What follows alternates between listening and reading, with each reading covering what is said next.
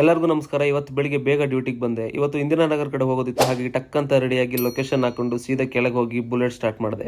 ಏನಿವತ್ತು passion plus ಬಿಟ್ಟು ಬುಲೆಟಲ್ಲಿ ಹೋಗ್ತಾ ಇದ್ದೇನೆ ಅನ್ಕೊಂಡ್ರೆ ಹೌದು, ತುಂಬ ದಿನ ಆಗಿತ್ತು ಗಾಡಿ ತೆಗೆದಿರಲಿಲ್ಲ. ಹಾಗಾಗಿ ಒಂದು ರೌಂಡ್ ಓಡಿಸೋಣ ಅಂತ ಗಾಡಿ ಎತ್ಕೊಂಡು ಸೀದಾ ಹೋಗ್ತಾ ಇದ್ದೆ. ಮಾರ್ತಳ್ಳಿ ಬ್ರಿಡ್ಜ್ ಹತ್ರ ಸ್ವಲ್ಪ ಟ್ರಾಫಿಕ್ ಇತ್ತು, ಹಾಗಾಗಿ ನನ್ನ ಡೆಸ್ಟಿನೇಷನ್ ನಾನು ಸ್ವಲ್ಪ ಲೇಟಾಗಿ ರೀಚ್ ಆದೆ.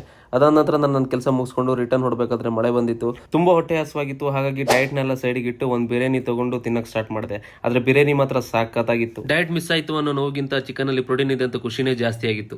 ನಂತರ ಸ್ವಲ್ಪ ರೆಸ್ಟ್ ಮಾಡಿ ಪ್ರೀ ವರ್ಕೌಟ್ಗೆ ಆಸ್ ಯೂಶುವಲ್ ಕ್ರೆಟಿನ್ ಅನ್ನು ಕುಡಿದು ನನ್ನ ವರ್ಕೌಟ್ ಅನ್ನು ಸ್ಟಾರ್ಟ್ ಮಾಡಿದೆ. ಬೈಸೆಪ್ಸ್ ಹಾಗೂ ಟ್ರೈಸೆಪ್ಗೆ TRX ಅಲ್ಲಿ ವಾರ್ಮ್ ಅಪ್ ಅನ್ನ ಮಾಡಿ ಬೈಸೆಪ್ಸ್ ಕಲ್ಸ್ ಅನ್ನು ಸ್ಟಾರ್ಟ್ ಮಾಡಿದೆ. ಬಾರ್ಬರ್ ಕಲ್ಸ್ ಆದ್ಮೇಲೆ ನಾನು ಟ್ರೈಸೆಪ್ಗೆ ಸ್ಕಲ್ ಕ್ರಷರ್ ಅನ್ನ ಮಾಡಿದೆ.